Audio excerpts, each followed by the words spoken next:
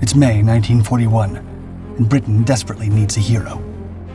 The pride of the Royal Navy, HMS Hood, has just been sunk by the infamous German battleship Bismarck. Now, Hitler's floating leviathan seems to have vanished into thin air, but if she's not found, it's only a matter of time before she strikes again.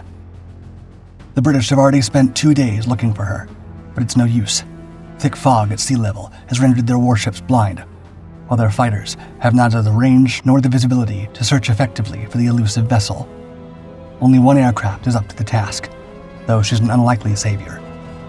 Painfully slow, awkwardly ugly, the PBY Catalina. In October 1933, as tensions with Japan escalated across the vast Pacific, the U.S. Navy faced a sobering reality. Their existing patrol aircraft were woefully inadequate for the distances involved. The Pacific Ocean spanned over 12,000 miles from California to the Philippines, yet the consolidated P-2Y and Martin P-3M flying boats currently protecting the U.S. Pacific interests barely had enough range to reach the next island, let alone conduct meaningful reconnaissance deep into hostile waters. To solve this issue, the Navy issued a challenge to America's aircraft manufacturers: design a revolutionary new patrol flying boat capable of unprecedented range and endurance. Consolidated Aircraft Corporation and Douglas both answered the call, each promising to deliver prototypes that would redefine long-range maritime reconnaissance. At Consolidated's San Diego facility, the project fell to Isaac Ladden, a brilliant engineer who would later design the B-24 Liberator and B-36 Peacemaker. Mac Ladden studied the Navy's requirements and realized that conventional flying boat design had to be completely reimagined. Where previous aircraft relied on external struts and bracing wires that created enormous drag, Ladden envisioned a sleek, streamlined machine built around revolutionary engineering concepts. His solution centered on 3 groundbreaking innovations. First, a high-mounted parasol wing with internal bracing eliminated the forest of external struts that slowed down existing flying boats. Second, retractable wing floats that folded upward to become streamlined wingtips during flight, a concept licensed from Britain's Saunders Roe Company. Most remarkably, Ladden pioneered the wet wing design, where the wing structure itself became the fuel tank, eliminating the weight and complexity of separate fuel systems. The result was the Model 28, a flying boat that looked nothing like its predecessors. Where the P-2Y had appeared cobbled together from spare parts, Ladden's design exuded purposefulness, with minimal external hardware and a colossal wing promising performance that would dwarf anything currently flying. Nevertheless, compared to the elegance of many fighter and bomber designs, it still had a rather awkward appearance, leading it to be referred to as the pig boat in some quarters. By early 1935, Consolidated's XP-3Y1 prototype sat complete in its San Diego hangar. Powered by twin Pratt & Whitney R-1830 twin Wasp engines and bristling with innovation, it represented the most advanced flying boat ever attempted. But Ladden's revolutionary concepts were untested. On March 21, 1935, test pilot Ben Howard guided Consolidated's revolutionary XP-3Y1 prototype into the skies above San Diego Bay for its maiden flight. The sleek flying boat responded beautifully to his controls, validating Ladden's radical design concepts in the most dramatic way possible. The prototype was 600 pounds lighter than the Navy's specifications required, with a stall speed 10 miles per hour slower and a top speed 12 miles per hour faster than promised. Even more impressively, its takeoff run was substantially shorter than existing flying boats.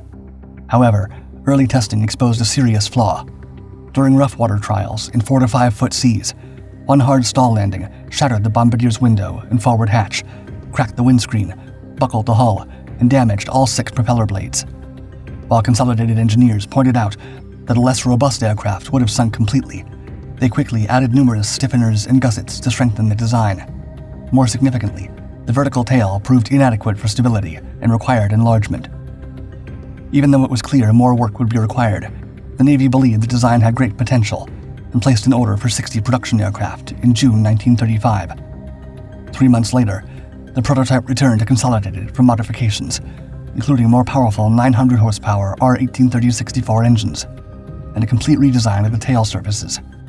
The enlarged vertical stabilizer solved stability problems that had made takeoff impossible under certain conditions.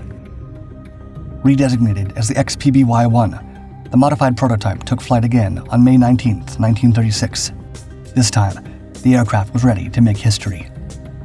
The the crew pushed the prototype to its limits, achieving a record-breaking non-stop flight of 3,443 miles, a distance that dwarfed anything previously accomplished by a flying boat. The achievement proved that Ladin's innovations weren't just theoretical improvements, but practical solutions that delivered real-world performance.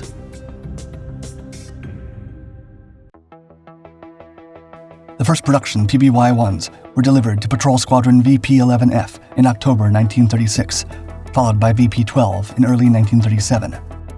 By the following year, the PBY had proven itself so successful that 14 Navy patrol squadrons operated the type, with 5 based at Pearl Harbor and 3 at Coco Solo in Panama.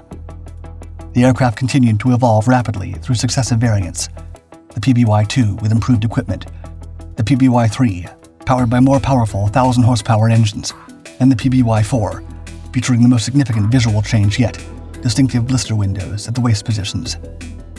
These bulging observation blisters, which replaced simple sliding window panels, would become one of the PBY's most recognizable features. While they did little to improve the aircraft's somewhat clumsy appearance, the transparent domes provided gunners and observers with unobstructed views in all directions. In 1939, as war erupted in Europe, the British Air Ministry purchased a single PBY-4 for evaluation. Despite the tests being cut short by the outbreak of war, the RAF was sufficiently impressed to place orders for what would eventually total around 700 aircraft. The British christened their new flying boats Catalinas, after Santa Catalina Island, near Consolidated's San Diego plant.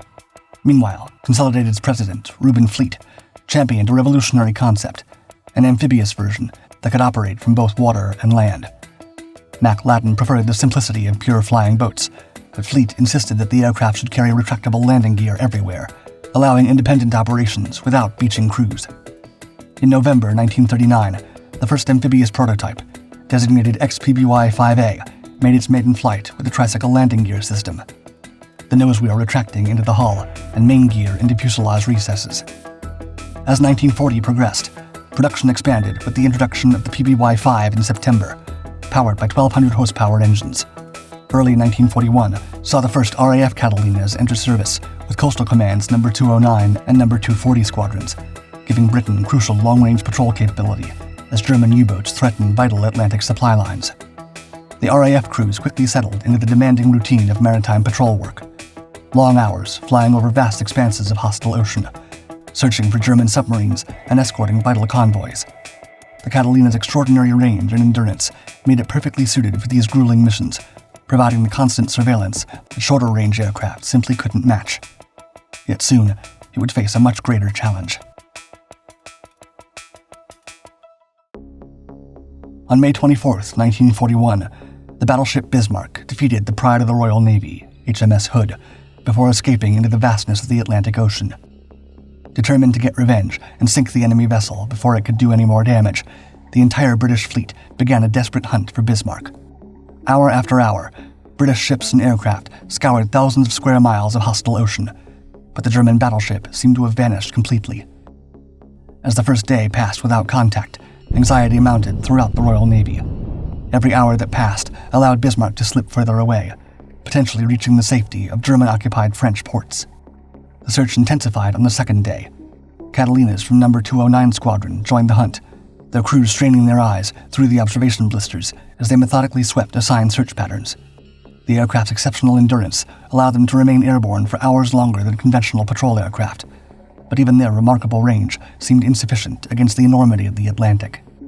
Then, on May 26th, through a break in the clouds, some 690 miles northwest of Brest, France, Catalina pilot Flying Officer Dennis Briggs finally spotted it, the distinctive silhouette of the elusive German battleship.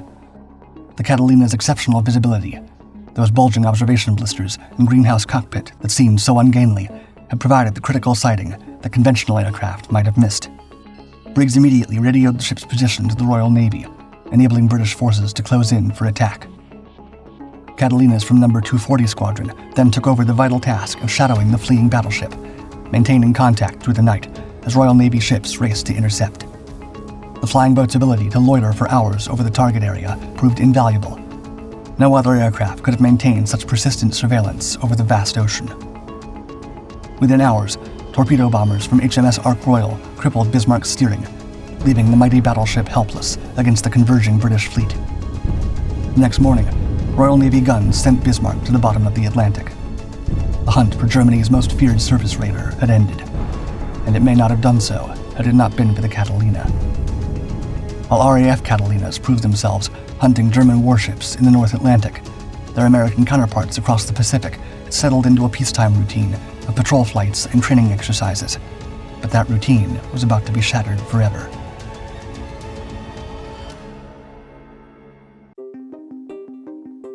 At 6:45 a.m. on December 7th, 1941, an hour before the main Japanese attack on Pearl Harbor, Ensign William Tanner's PBY spotted a periscope cutting through the waters outside the harbor entrance.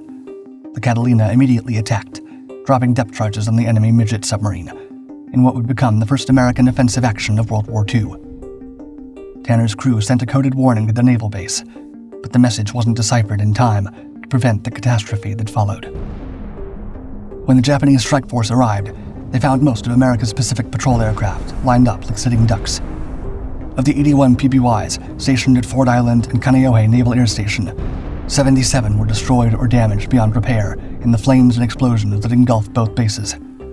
Hundreds of newspaper photographs would soon show the world the twisted, burning wreckage of America's maritime patrol force. Only 4 flyable Catalinas survived the attack. 3 because they'd been conducting routine patrols when the bombs fell. The devastating loss represented the near-total destruction of America's long-range reconnaissance capability in the Pacific at the moment it was needed most. Within days, however, the surviving PBYs would begin proving their worth in ways no one had anticipated. The few operational Catalinas immediately began flying marathon missions across the vast Pacific, searching for the Japanese fleet and providing early warning of potential follow-up attacks. Yet, on December 27th, 6 Catalinas from Patrol Squadron were selected for a very different kind of mission. Instead of scouting or reconnaissance, they would carry out the first major American offensive airstrike of the Pacific War, bombing Japanese shipping at Jolo Island in the Philippines. This mission was born from faulty intelligence. A Dutch patrol plane had reported enemy ships at the harbor, but crucial information about the presence of Japanese fighter aircraft was lost in the retelling. The Americans assumed they would face only anti-aircraft fire, not the swift Mitsubishi A6M Zeros that had made the airfield operational just hours after the Japanese invasion. Flying at dawn over Jolo, the slow, lumbering PBYs found themselves trapped in a nightmare scenario. 15 Japanese fighters swarmed the formation like angry wasps, their machine guns and cannons tearing apart the big flying boats before they could reach their bomb release points. Though some fires were started among the enemy ships, 4 of the 6 Catalinas were shot down, sitting ducks that had no hope of outrunning or outfighting their attackers. In his post-action report, one surviving pilot wrote starkly, quote, "It's impossible to outrun fighters with a PBY-4.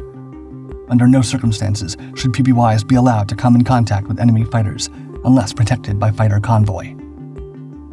The disaster at Jolo forced American commanders to confront a harsh reality. The PBY was not a bomber. It was a reconnaissance aircraft that had been pressed into a role for which it was never designed. The lesson was immediately implemented. Patrol Wing 10 deleted the bombing role entirely and restricted PBYs to scouting and reconnaissance missions.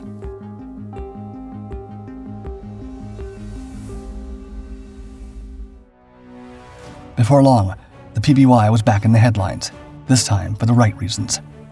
On April 4th, 1942, Royal Canadian Air Force Squadron Leader Leonard Birchall was flying his Catalina on a routine patrol near Ceylon when he spotted something that made his blood run cold: a massive Japanese carrier fleet approaching the island. Birchall immediately radioed a warning, foiling Japanese plans to carry out another Pearl Harbor-style surprise attack and destroy the Royal Navy's Indian Ocean fleet. Though his Catalina was shot down and Birchall captured, his sacrifice had saved countless ships and lives. 2 months later, on June 3rd, Catalinas would spot another Japanese fleet. This time, PBYs from Patrol Squadron BP-44 were methodically searching the vast Pacific when they spotted the Japanese Midway occupation force through a brief break in the clouds. The stage was set for the Battle of Midway. That evening, as carrier aircraft prepared for dawn strikes and surface ships maneuvered into position, naval planners decided to attempt something unprecedented with their reconnaissance aircraft. Their daylight bombing raid at Jolo had proven disastrous, but under cover of darkness, enemy fighters would not be able to intercept them. 4 U.S. Navy PBYs from Patrol Squadrons 24 and 51 would carry out a night torpedo attack on the Japanese fleet. Flying slowly through the night, The lumbering flying boats approached their targets at wave-top height, though they only managed to score one hit, damaging the fleet oiler Akabono Maru. This would prove to be the only successful American torpedo attack in the entire Battle of Midway. Over the next 4 days, the main battle raged as American carrier aircraft clashed with the Japanese fleet. When the smoke cleared, the U.S. had achieved a decisive victory, sinking 4 Japanese aircraft carriers and crippling their naval aviation capability. The success at Midway marked a turning point, not just for the Pacific War, but for the Catalina's role in it. While the night torpedo attack had been remarkable, it was the reconnaissance mission that proved truly decisive. The VP-44 Catalinas that first spotted the Japanese fleet had enabled the entire American victory. In August 1942, American Marines landed on Guadalcanal, beginning a grueling 6-month campaign that would test every aspect of Allied capabilities, including their flying boats. The Japanese response to the Guadalcanal invasion created a nightly ritual that frustrated Allied commanders. Under cover of darkness, fast Japanese destroyers and cruisers would race down the narrow marine corridor between the Solomon Islands known as the Slot, delivering troops and supplies to enemy forces on the contested island before disappearing at dawn. A nocturnal supply run, dubbed the Tokyo Express by Allied forces, seemed almost impossible to intercept. Traditional Allied aircraft were useless against the Tokyo Express. Fighters and bombers couldn't operate effectively in complete darkness, and by the time dawn arrived, the enemy ships had vanished. But some innovative PBY crews remembered their successful night torpedo attack on Midway and began to wonder, if Catalinas could strike enemy ships in darkness once, why not again? In December 1942, Patrol Squadron VP-12 received an unusual modification that would change the nature of Pacific warfare. Their Catalinas were painted matte black from nose to tail and equipped for specialized night attack missions. These sinister-looking flying boats soon earned the nickname Black Cats from their crews, who found themselves transformed from reconnaissance pilots into nocturnal hunters. The first Black Cat missions were tentative affairs, but crews quickly discovered that their aircraft's greatest weakness in daylight, its slow speed, became an unexpected advantage in darkness. The lumbering flying boats could approach enemy ships almost silently, appearing out of the night like phantoms to unleash bombs and machine gun fire before vanishing back into the darkness. For the Japanese sailors at the Tokyo Express, the Black Cats represented a new and terrifying dimension to the Pacific War. No longer could they count on the safety of darkness as they raced to resupply their isolated garrisons. Now, attacks could come silently from above at any moment, turning their vital supply missions into nightly games of cat and mouse, with an enemy that seemed to see perfectly in the dark. The success of VP-12's pioneering Black Cat missions around Guadalcanal quickly caught the attention of Allied commanders across the Pacific. Throughout 1943, the concept expanded rapidly as 13 specialized Black Cat squadrons were formed, spreading their nocturnal terror from the Solomons to the far reaches of the Japanese Empire. Royal Australian Air Force Catalinas joined the night war with particular enthusiasm, conducting some of the most audacious missions of the entire conflict. RAAF crews began flying ambitious mining operations deep into Japanese-held waters, their black-painted flying boats carrying mines instead of bombs, on missions that often exceeded 20 hours in duration. Flying from bases in Australia, these crews would penetrate enemy territory to lay mines in strategic harbors from Hong Kong to ports across the Indonesian archipelago, sometimes operating at altitudes as low as 200 feet in complete darkness. The psychological warfare aspect of Black Cat operations also evolved during 1943. When RAAF crews ran out of conventional bombs, they resorted to improvised terror weapons, beer bottles with razor blades inserted in their necks that would create terrifying screaming sounds as they fell through the darkness. Whether these makeshift bombs caused physical damage was less important than their psychological impact on enemy forces, who never knew when their doom might drop silently from above. Meanwhile, in the Atlantic, Catalinas continued their deadly duel with German U-boats. On July 31, 1943, a Brazilian Air Force Catalina achieved a notable victory when it attacked and sank U-199 in Brazilian waters off Rio de Janeiro. The success was part of a larger campaign that would see Catalinas credited with destroying 40 German submarines by war's end. Nonetheless, Catalina operations often came with a heavy price. The dangerous nature of long-range patrols over hostile territory meant that many Catalina crews would never return home.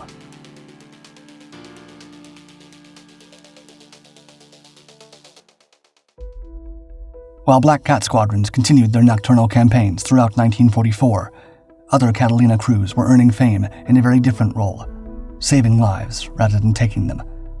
The vast expanse of the Pacific Ocean remained a deadly trap for any pilot whose aircraft was damaged in combat or suffered mechanical failure, making search and rescue operations a critical mission for Allied forces. On February 15, 1944, Lieutenant Nathan Gordon demonstrated just how far Catalina's crews would go to save their fellow airmen. Flying in support of a U.S. 5th Air Force attack on the Japanese base at Kavieng, Gordon's PBY spotted multiple downed aircraft in the heavily defended harbor. Without hesitation, he began an extraordinary rescue mission. 4 times, Gordon landed his flying boat in the enemy-controlled waters, each time bringing him under intense fire from Japanese shore batteries and the constant threat of fighter attack. With his aircraft dangerously overloaded and the seas running high, Gordon somehow managed to take off after each landing, eventually carrying 15 rescued aircrew back to safety. For this unprecedented display of courage, Gordon became the only PBY pilot to receive the Medal of Honor. The Catalina's reputation as a rescue aircraft was built on countless such acts of courage by crews who routinely flew into hostile waters to pluck downed airmen from their life rafts. The aircraft's unique combination of long range, excellent visibility, and ability to land on water made it the perfect vehicle for these Dumbo missions, as they became known to grateful Pacific air crews. In the Atlantic theater, RAF Catalina crews continued to press home attacks against German U-boats with similar heroism. Flying Officer John Cruikshank and Flight Lieutenant David Hornell both earned Victoria Crosses during 1944 for their determination to complete attacks despite heavy anti-aircraft fire from enemy submarines. Hornell's heroism came at the ultimate cost. Though his crew successfully sank U-1225, their damaged aircraft crashed into the sea, and Hornell passed away from exposure, along with 2 other crew members.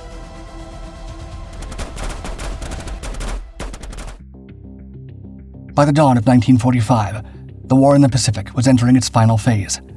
Allied forces were closing in on Japan itself, and Catalina crews found themselves operating closer than ever to the enemy homeland. Black Cat squadrons continued their nocturnal raids, while rescue aircraft stood ready to save the crews of the massive bombing raids, now pounding Japanese cities and industrial targets. Perhaps the most famous rescue mission of the entire war occurred on August 2, 1945, just 4 days before the atomic bombing of Hiroshima. After delivering components for the nuclear device to Tinian Island, the heavy cruiser USS Indianapolis was sunk by a Japanese submarine. Hundreds of sailors were left floating in shark-infested waters, many without life jackets, as the ship had sunk so quickly that distress signals were never sent. When reports of survivors finally reached rescue forces, Lieutenant Commander Adrian Marks immediately responded in his PBY. Finding the scattered survivors in heavy seas, Marks made a dangerous decision. He would land in the rough water, despite the risk to his aircraft and crew. The Catalina's hull was immediately battered by the swells, but Marks and his crew began pulling exhausted sailors from the ocean. As the rescue continued, it became clear that the flying boat was reaching its limits. When no more men could fit inside the aircraft, Marks ordered his crew to tie additional survivors to the wings. In total, 56 sailors were saved, some inside the aircraft, others lashed to its exterior. The overloaded Catalina could no longer take off, but it served as a floating sanctuary until rescue ships arrived hours later. The Indianapolis rescue epitomized everything the Catalina had become during the war: a reliable, tough aircraft operated by crews willing to risk everything to save lives. When operational necessity demanded the impossible, somehow the Cat and its crews found a way to deliver. Just days after the Indianapolis rescue, Catalinas were operating near Nagasaki when the second atomic bomb was dropped on August 9, 1945. The aircraft that had witnessed the Pacific War from its devastating beginning at Pearl Harbor was still on patrol when Japan finally surrendered on August 15th. As the guns fell silent across the Pacific, the PBY Catalina had compiled a record unmatched by any other flying boat in history. From the hunt for Bismarck to the rescue of Indianapolis survivors, from Black Cat night raids to marathon reconnaissance missions, the aircraft had proven itself indispensable to Allied victory, becoming one of the war's most versatile and valuable assets.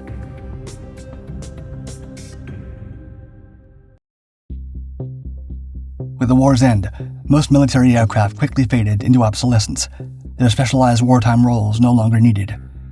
But the Catalina's unique combination of range, reliability, and amphibious capability opened entirely new chapters in aviation history.